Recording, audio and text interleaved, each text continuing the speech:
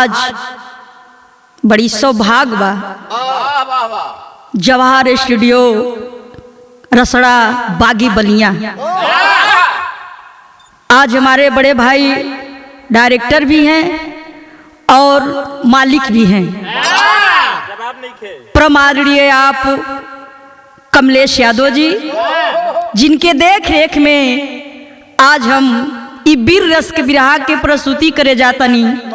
उम्मीद ना विश्वास बा कि आप लोग जरूर पसंद आए।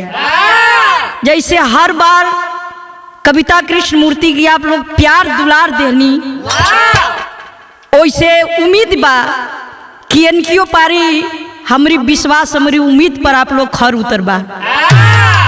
लेकिन कहल गई 4 लाइन भूमिका में का मास्टर साहब,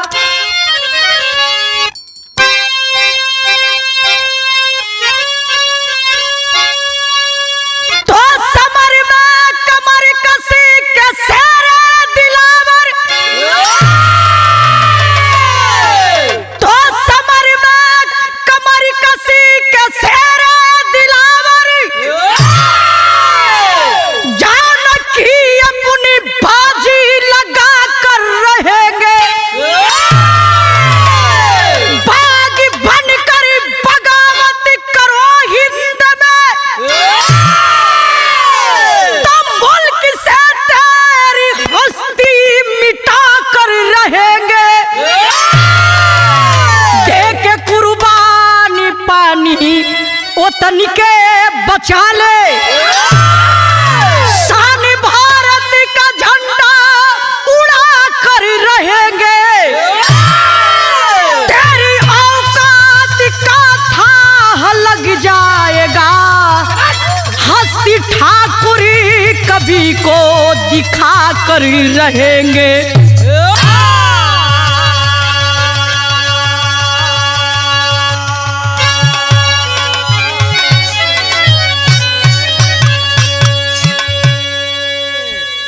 कवि जी लिखला है, तेरे औकात का था लग जाएगा, हस्ती ठाकुर कवि को दिखाकर रहेंगे। लेकिन कैसे यहाँ एक लाइन कवाली लगिल मास्टर,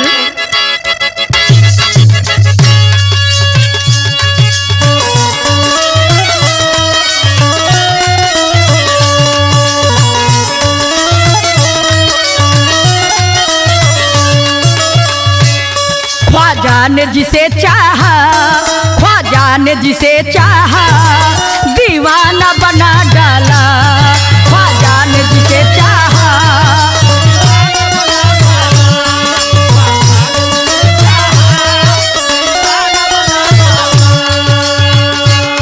ख्वाजा ने जिसे चाहा दीवाना बना डाला।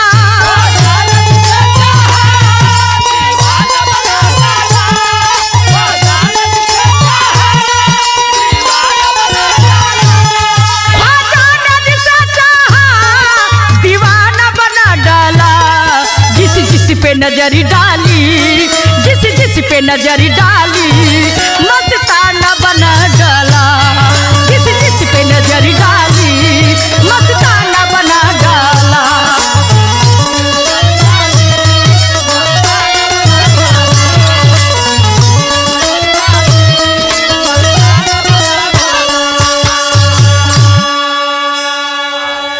यहाँ कवि जी वीर रस का भाव लिखलन, का लिखला मास्टर, भारत किसान झंडा, भारत किसान झंडा कभी झुकने नहीं देंगे। भारत किसान झंडा,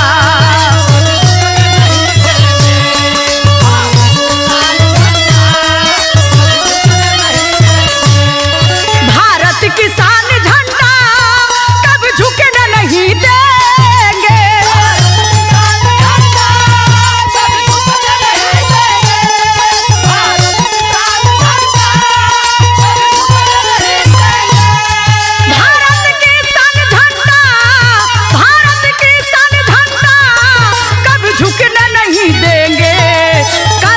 शेखर सुभाष का, करवा शेखर सुभाष का कभी रुकने नहीं देंगे।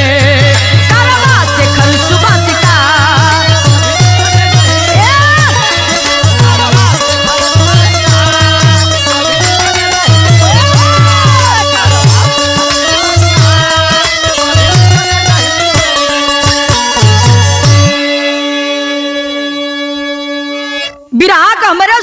हो गल जौहरी सर में कवि जी लिखलन का मास्टर।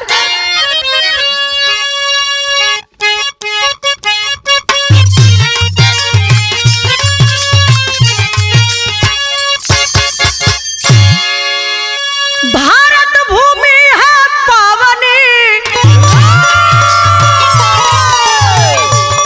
जहाँ सीता सती अनसुईया अबला के लाज बचाया आकर के कुंवर कन्हैया जहाँ जन्मे बहादुर बारी को धूल चटाया रांची में विलियम आकर के रंग जमाया राघोपुर निवासी चंदन की चढ़ी जवानी घूमकर के गांव नगर में गोरा रंग जमाते कुंवारी बहन बेटियों को अपने बंगले पर बुलवाता।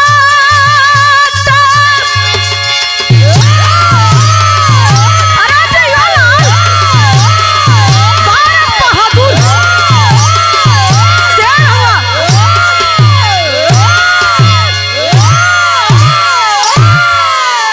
अरे जिया बछरू, थोड़ा से कहानी समझ लीजिए। कहानी झारखंड में रांची के बगल में एक गांव बलिरामपुर के रहे वाला जेकर नाम बतावल गई चंदन। चंदन के दुल्ही के नाम बा चांदनी, बहिन के नाम बा निशा। तीन परिवार के साथ जिंदगी खुशी खुशी घरे में बितावत रहलन, लेकिन अंग्रेजन के शासन चरम सीमा पर रहल। अंग्रेज केहू के बेटी बहिन के देखा बोलवा के आबरू के लूट ले। लेकिन धीरे धीरे जब चर्चा होखे लागल तो भइल का एक लाइन तर्ज लग गई मास्टर।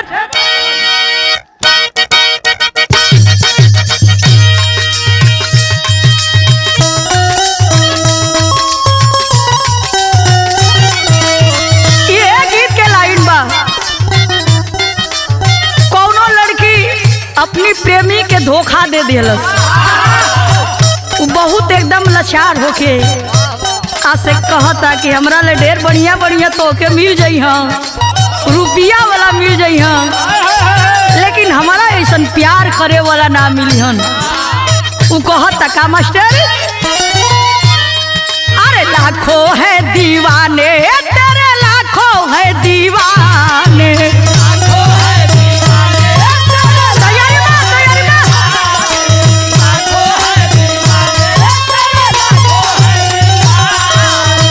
क्या है दिल की हालत मेरी, क्या है दिल की हालत मेरी, कोई भी न जाने। लाखों है दीवाने है तेरे, लाखों है दीवाने।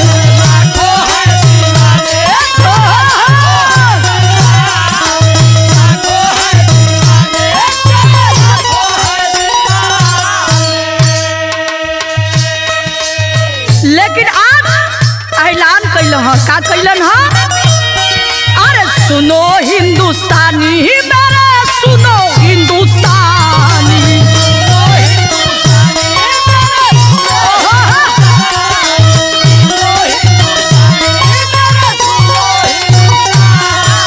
अरे जियते नहीं जाई बेटी, जियते नहीं जाई बेटी बहिन के पानी। सुनो हिंदुस्तानी मेरे, सुनो हिंदुस्तानी।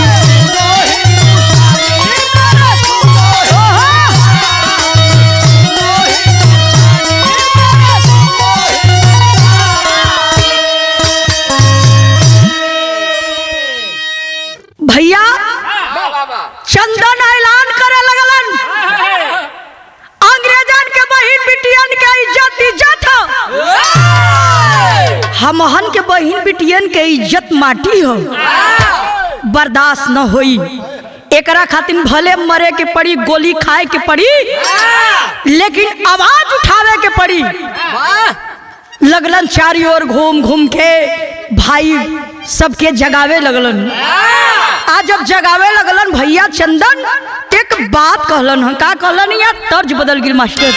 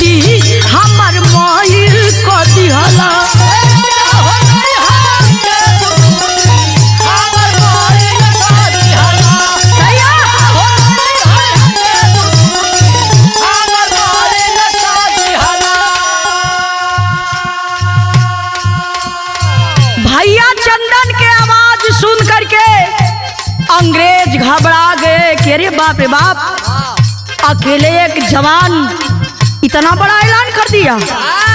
एक काम कैलस अंग्रेज, का कैलस, अंग्रेज सुन के गईले घबराई।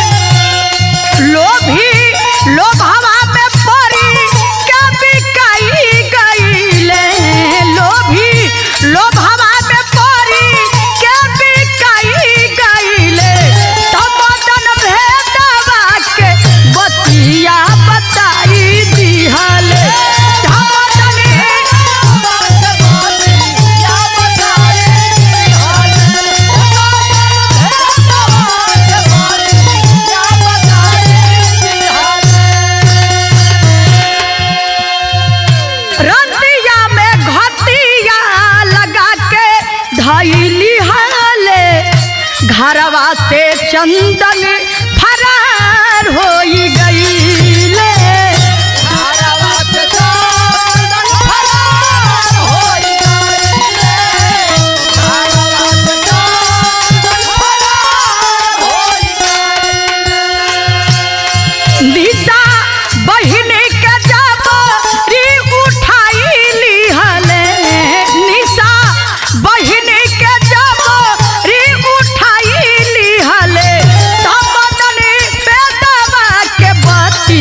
या बताई दिहले।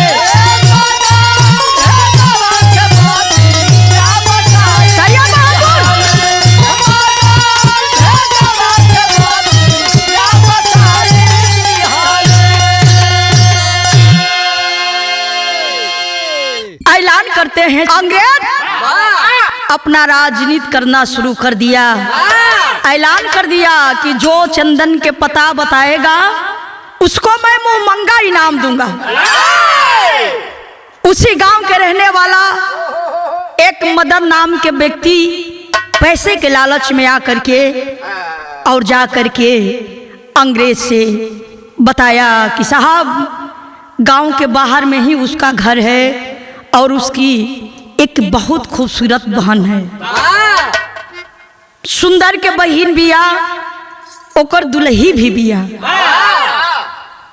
जब सुनलस सिपाही लेके गई चंदन के घर। घिरवावे से पहले ही चंदन के पता चल गई कि अंग्रेज हमरे घरे आवे वाला बनन। चंदन घर छोड़ के फरार हो गया और अंग्रेज लाडेर जा करके चंदन के घर घिरवा करके और छोटी बहन निशा को पकड़ लिया। पकड़ के जब ले करके चलता है तो निशा बहन बिलक कर कहती है, भैया आप भी तो मेरे भाई के जैसे हैं। कहा कि अरे चंदन भी तो तेरा भाई है। रोती हुई निशा कहती है, हाँ साहब चंदन मेरा बड़ा भाई है, लेकिन मुझे छोड़ दीजिए। कहा कि नहीं, यदि तुम्हें छोड़ दूंगा तो फिर तुम्हारा भाई नहीं पकड़ा जाएगा। ले करके चला, दौड़ करके चंदन के दुल्हन आ करके पैर पर गिर करके हाथ जोड़ करके कहती है, साहब मैं अकेली घर में हूँ, इन्हें छोड़ दीजिए। नहीं छोड़ा, लेकर के अपने बंगले पर आया। और जब बंगले पर आया तो होता क्या है मास्टर, तर्ज यहाँ बदल गई।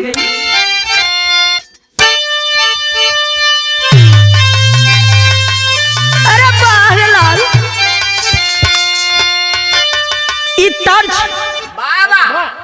बहुत पुरान बा। जौनी तर्ज के हमरे स्वर्गीय रामदेव गुरुजी अपनी जवानी में गावे कमलेश भैया। हलावी से मन देखले त ना रली।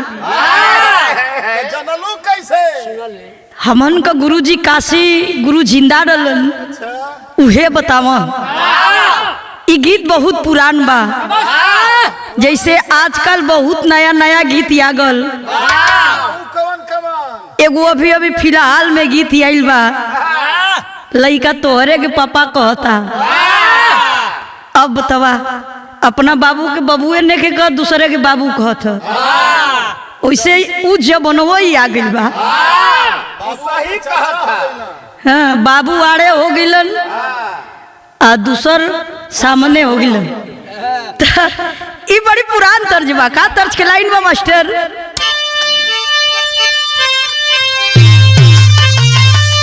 झूलनिया के गुजावा, अरे झूलनिया के गुजावा टूटली हो राजा, जवनिया में गड़िया छूटल हो राजा।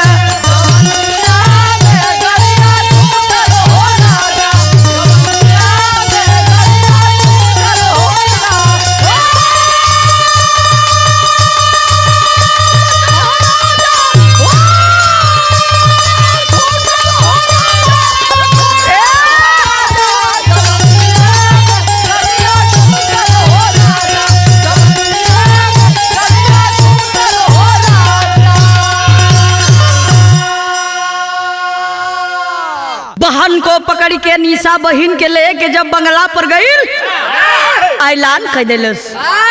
का कैले बा मास्टर, अरे बहिनी का सुन नहीं, बहिनी का सुन नहीं, हमारा दोहैया ऐलान कैला से आके देश में मुदैया। ऐलान कैला से आके देश में मुदैया।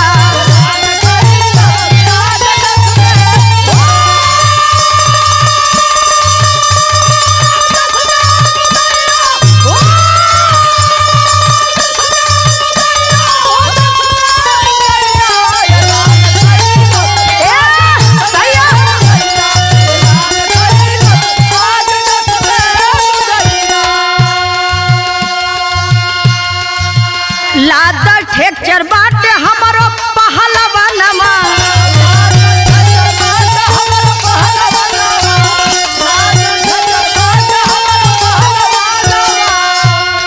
अरे हाथ मिला लया के राची धर्मनमा, हाथ मिला लया के, हाथ मिला लया के राची ता छोड़ा बहिनिया, अरे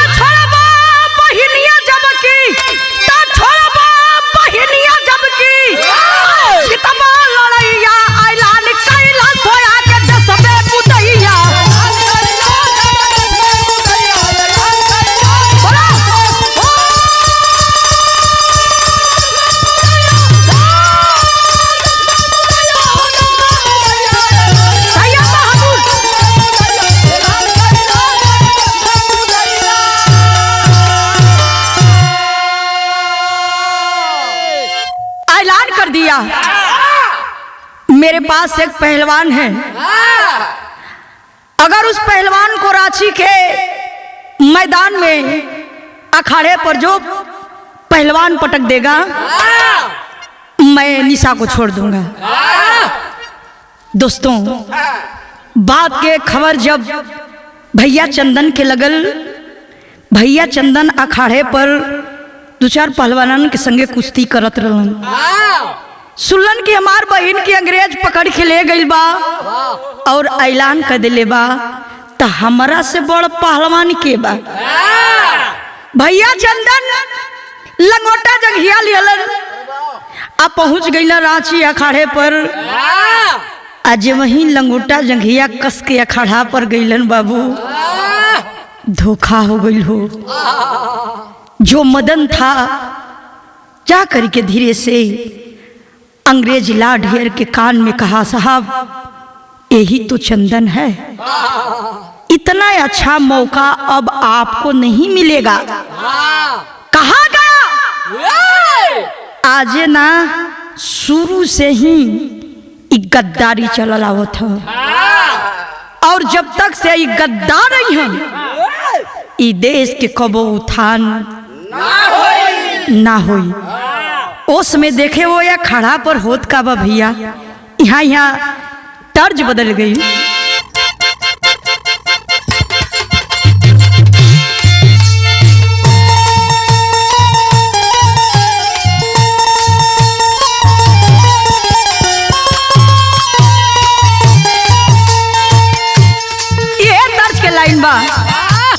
अच्छा सिला दिया तूने मेरे प्यार का, अच्छा सिला दिया तूने मेरे प्यार का, यार नहीं लूट लिया घर यार का।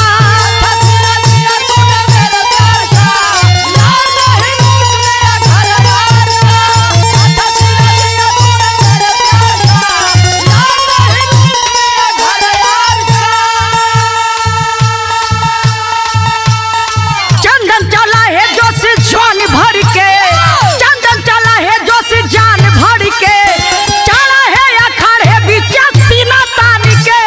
चंदन चला है जान भर के, चला है अखाड़े बीच सीना तान के, चंदन चला है जान भर के, चला है अखाड़े बीच सीना तान के। अरे दामुला ताने काला जंग तबला गया है,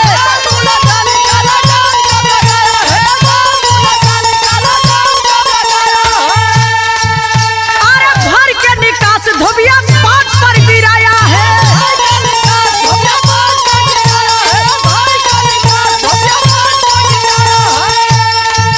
अरे झुकल नहीं झंडा कबो आन शान के, झुकल नहीं झंडा कबो आन शान के, चला है अखाड़े बीच सीना तान के।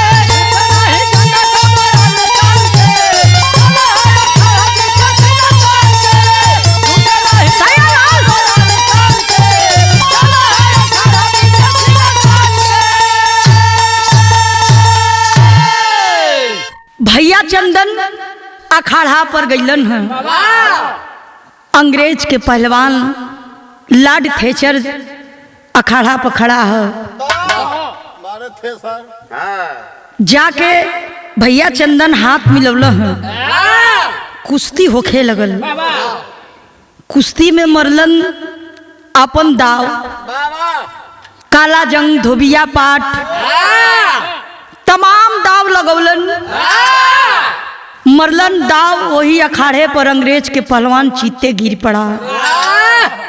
अंग्रेज देखा, अरे साला ये तो देखने में ऐसा है। सिपाही से इशारा करता है, पकड़ लो। भागने न पाए, जाकर के दोनों तरफ से दोनों बाह सिपाही पकड़ लिए। भैया कहतवन कि अरे भाई हम तो शर्त के अनुसार हम तो इसे पटक दिए, तो मेरे बहन को छोड़ दिया जाए।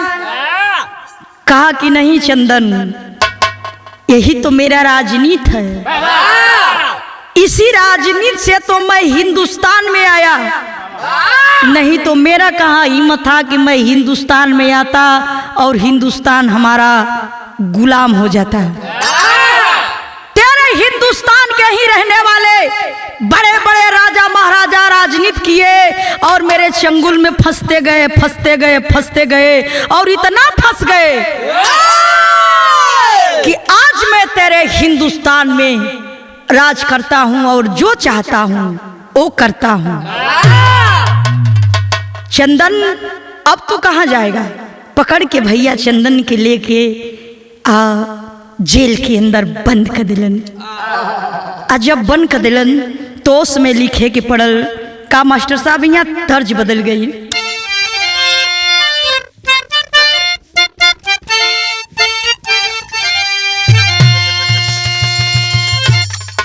यो तर्ज बड़ी पुरान बा मास्टर। हाँ भैया, जितना नईकी में मजा नहीं खे उतना पुरनकी में मजा बा। जानत हुआ नईकी गीत रेडीमेड होली आप पुरनकी गीत थान वाली होली। मतलब जैसे रेडीमेड के कपड़ा लेबो उ साला 4 दिन में ओकर सियानी छोड़ दे, आ थान के कपड़ा लेबो ओकर सिवा लेबा एकदम तेरही तक चपले जाई सर। तेरही तक तो अच्छा। तो वही तरह कुल नईकी गीत रेडीमेड है, आवेली 10 दिन के बाद फिर खत्म हो जाएगी। लेकिन ई कुल गीत माटी का गीत है राजा। का गीत के लाइन बा मास्टर साहब? तारे नरिया रवा के बारी, अरे तारे नरिया रवा के बारी ऊपरी शाम के ना लगादा।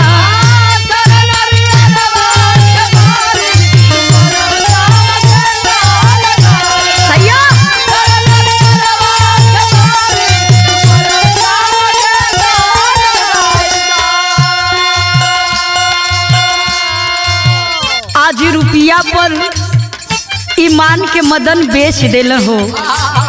अपने ही देश के अपन ही बिटिया बहन के आबरू लुटाए जात है। मदन जाके दिहल सब रुपया,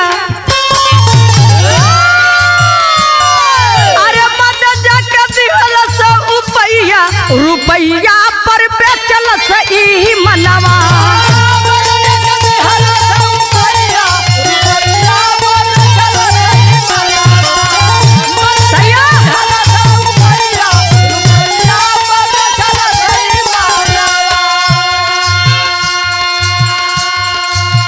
चंदन के कैद कैलस गोरे दुश्मनवा, चंदन के कैद कैलस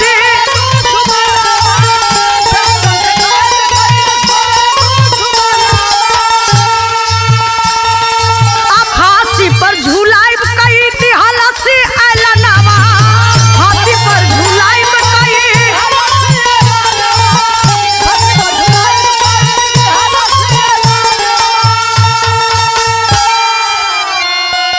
आखिरी इच्छा पूछले कसैया, अरे आखिरी इच्छा पूछले कसैया, रुपया पर बेचले मनवा। आखिर मदन जा करके तो भेद बता ही दिया, चंदन तो पकड़ा ही गया, लेकिन अंग्रेज बहुत बड़ा साजिश रच दिया। चंदन को हम छोड़ेंगे नहीं। जा करके जेल के अंदर चंदन से पूछा, चंदन मैं तुझे फांसी पर झुलाऊंगा। चंदन ने सवाल किया, क्यों? मेरा गलती क्या है, मेरा कसूर क्या है जो मुझे फांसी पर झुलाओगे? कहा कि सबसे पहले तुम ही तो आवाज उठाया। कहा कि साहब तो इसमें मेरा गलती क्या है? अरे मारना है हमें मारो, जो करना है हमें करो, लेकिन हमारी बहन बिटियों को क्यों बीच में घसीट रहे हो? कहा कि वही तो मेरा मेन मकसद है। मैं ज्यादा तुझसे बात नहीं करना चाहता हूँ, और सुन, मैं तुम्हें फांसी पर झुलाऊंगा। और बता तेरा आखिरी इच्छा क्या है? ते भाई केहू के फांसी पर झुलावे से पहले होकर आखिरी इच्छा पूछल जाला। चंदन हंस करके कहा, साले एक चंदन फांसी पर झूल जाएगा तो हजारों चंदन इस धरती पर पैदा हो जाएगा। ठीक है, मेरा भी एक बात सुन ले। चंदन ऐलान करके कहले बा, का कहले बा मास्टर? यहाँ टेरी के अंदर लिखे के पड़ल,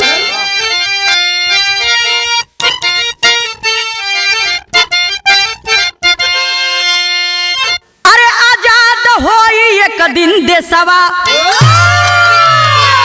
अरे आजाद होई एक दिन देशवा, तो शेर के धमकी देता गीदड़ के औलाद।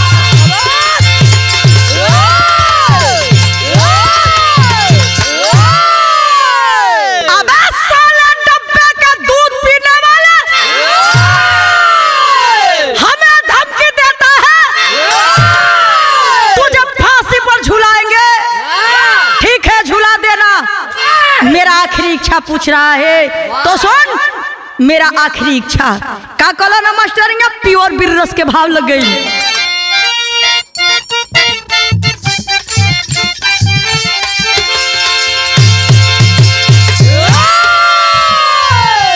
इहो तर्ज बा, ए तर्ज के हमरे स्वर्गीय रामदेव गुरुजी, बुल्लू गुरुजी गावे। कैसे गावे मास्टर? बारी उमर कमर लचकनिया,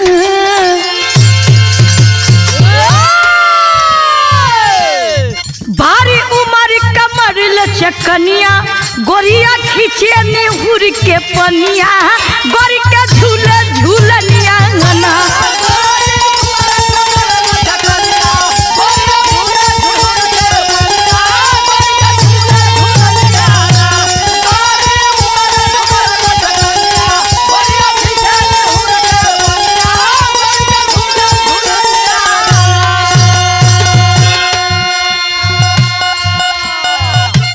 सुन, मेरा आखिरी इच्छा क्या है? बाटे करवा चौथ के दिनवा, बाटे करवा चौथ के दिनवा, आरती करी हाँ मोर जननवा, इहे बाटे कहनवा ना।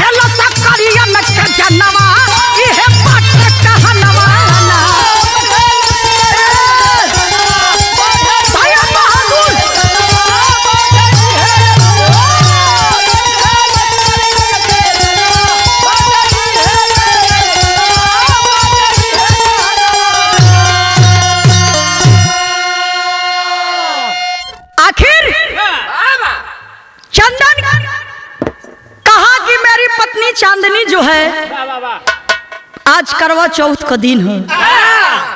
हमरे हिंदुस्तान में औरत करवा चौथ के व्रत करेली, और आज हमार दुल्ही हमार आरती उतारी हो करे बा, तू फांसी पर झुला दी हो। अच्छा है, बोटी बोटी काट दी है, चंदन के कोनो गम नहीं खे। खबर गईल जब बतिया के चंदन के दुल्ही सुनलिन है, तब बाबूजी कहल ह कि केहू के सुहाग एकाएक उजड़ जाला तो उतना दर्द ना होला।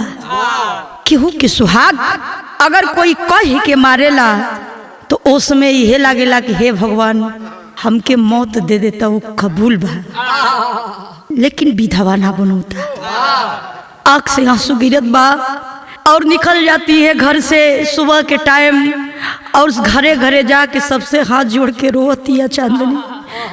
कहती है कि भैया आज देश का एगो लाल चल जाए, आज हमारी मांग का सुहाग उजड़ जाई। अरे जब मांग का सुहागे उजड़ जाए भैया तो तोह लोग फिर का करबा।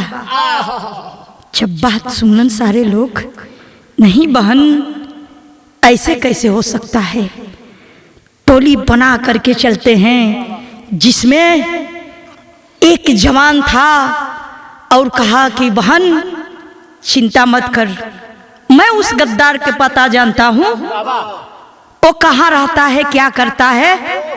निकाल करके पिस्टल और धीरे से चांदनी के थमा दिलन कलन किला अले के जा।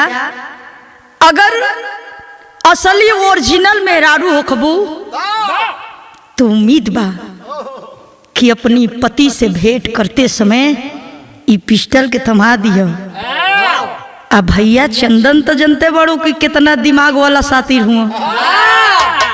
थाली में लेकर के आरती चलती है। और जब आई तो हर क्रांतिकारी नौजवान अपन बगावत पर उतर गिलन। और उतरलन तो भैर का यहाँ अल्लाह के अंदर लिखल गिल मास्टर।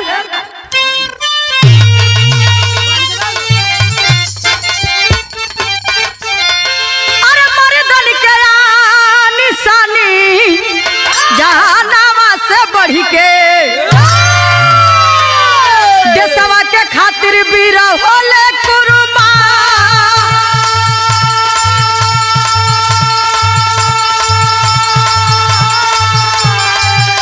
अरे इनकलाब जिंदाबाद नारा वाला गवाले।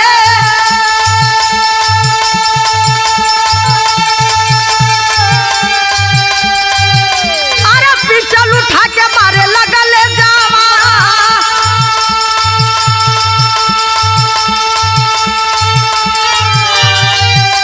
अरे बगला घुसल बाटे क्रांतिकारी टोलिया।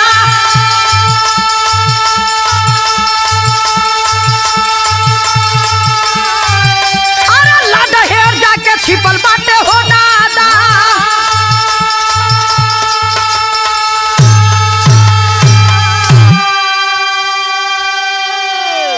जा करके चांदनी अपनी पति चंदन के हाथ में पिस्टल थमाती है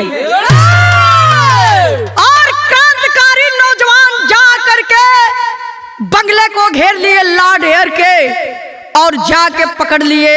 आप पकड़ के जब मारे लगलन हो तब तक से बाबूजी जैसे काटल मुर्गा गनगनालस वैसे गनगनाए लगल। आय हर जब चंदन पिस्टल पवलन हो तो दूना जान हो गई। अपनी पत्नी चांदनी के लेकर के वहां से भाग चले और जब भागते हैं तो अंग्रेज पीछा करने लगे। लेकिन ये हर चारों तरफ से घेर करके क्रांतिकारी नौजवान और सामने खड़े कर दिए। अगर आगे बढ़ते हो तो जो तेरा ये साहब है इसका इतना टुकड़ा करेंगे, इतना बोटी करेंगे कि साले पहचान भी नहीं पाओगे। हट जाओ किनारे। चांदनी और चंदन दोनों लोग वहां से भागते हैं और जब भागते हैं तो बाबूजी लाडहेर के पकड़ के कहाँ ले गिलन? सदर में लिखे के पड़ल मास्टर। अरे पूरी लसकरिया के मार के गिरवाले।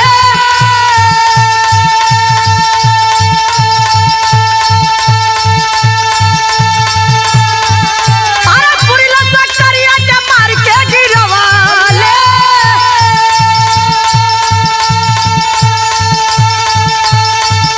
तो हाथ जोड़ी मांगे लगल ही ये जीवन दा।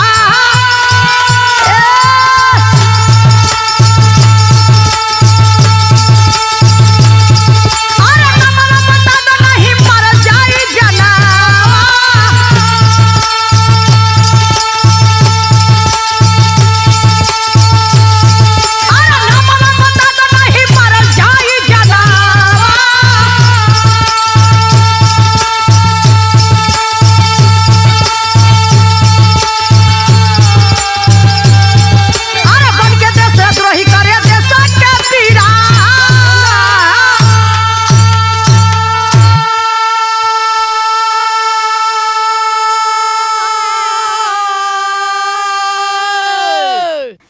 बाबू पकड़ के जब ले करके चंदन के पास ला ढेर के लोग गईलन।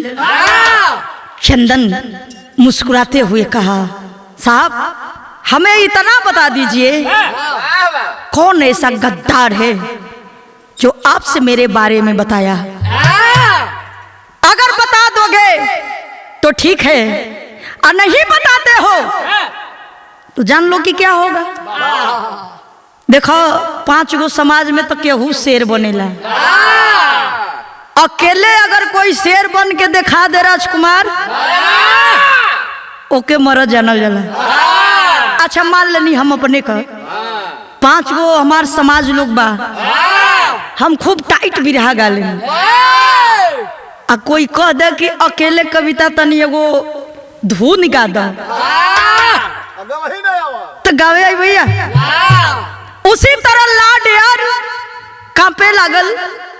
कलश की तुम्हारे गांव तुम्हारे घर के रहने वाला जिसका नाम है मदन, मैंने उसे पैसे की लालच दिया और जा करके हमें बता दिया और कुश्ती का भी आयोजन वही करवाया।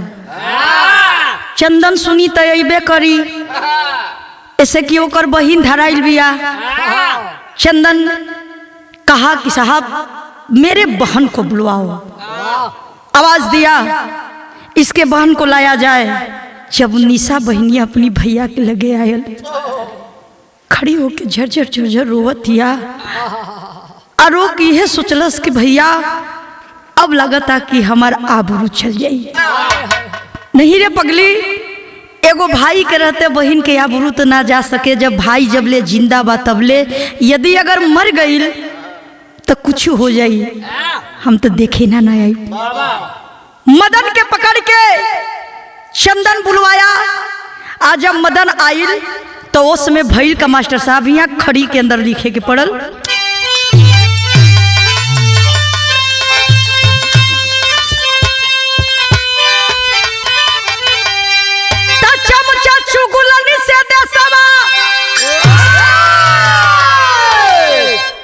भाई साहब कबो कबो कभी जी लोग अपनी दिमाग के इस्तेमाल करेला।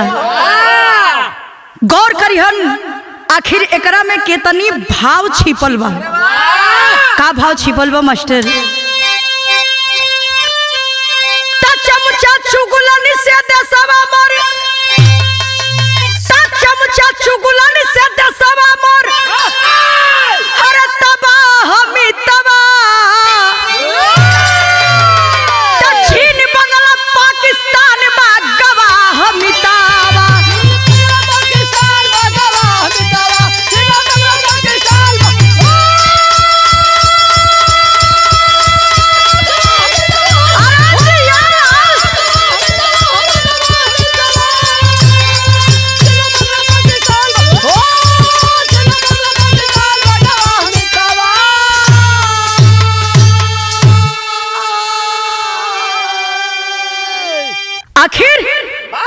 मदन के पकड़ के लियावल गई। और जब लियावल गई तब मदन के साथ है भैल का मास्टर साहब। अरे दोनों हाथे कटले फोड़ले मदन के नयनवा, ताकरी खा चूना पोत के घुमावे हिंदुस्तान।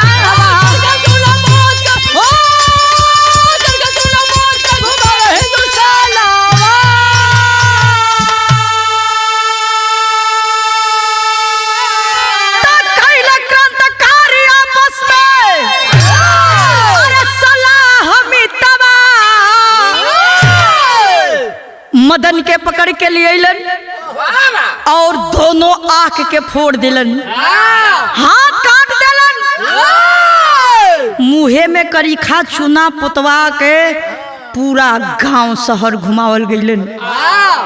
आज के बाद जो ऐसा गद्दारी करेगा मेरे क्षेत्र में, मेरे एरिया में, उसका यही दशा होगा। ऐ बाबूजी आजो गद्दारन की कमी नहीं खे। घर घर मारा की। कुछ दिन पहले हमारे देश के जवानों को चीन वालों ने 20 जवानों के मार दिए। कोई ऐसा दिन नहीं है जो हमारे हिंदुस्तान के जवान शहीद ना हो। लेकिन कैसे? जब तक से हम न चाहब,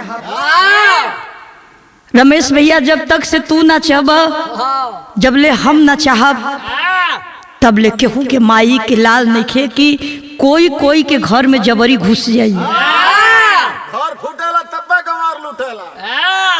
कोई तो ऐसा है जो हमारे हिंदुस्तान में आकर के हमारे हिंदुस्तान को खोखला कर रहा है।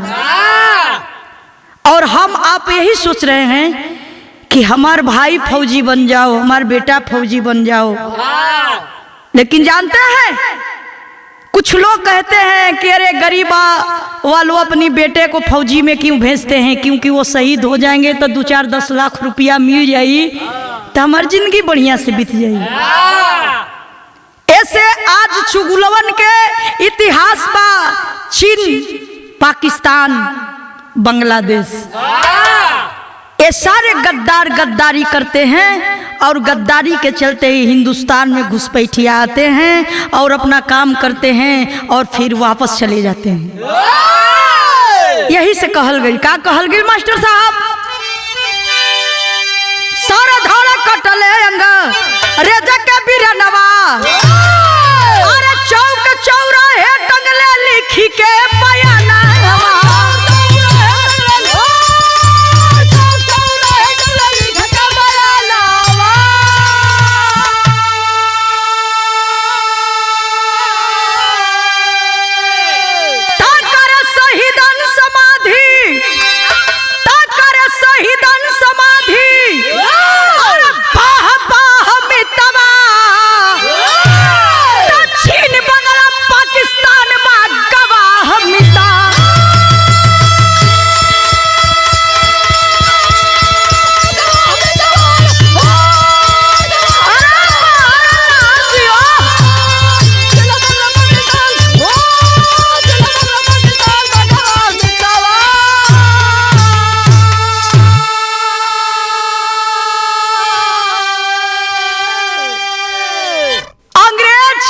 लाड हेयर के पकड़ के बोटी बोटी काट के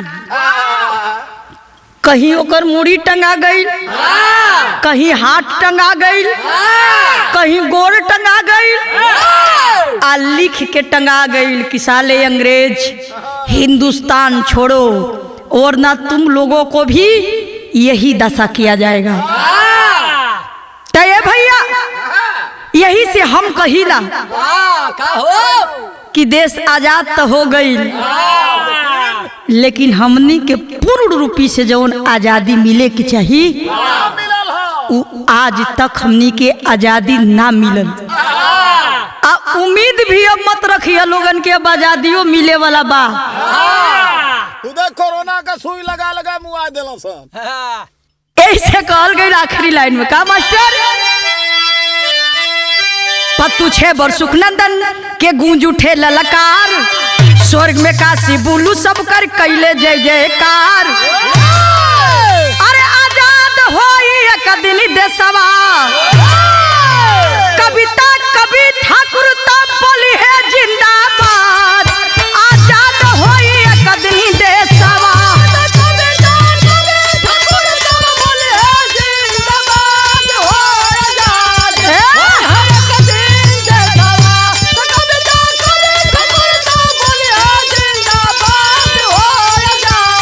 हो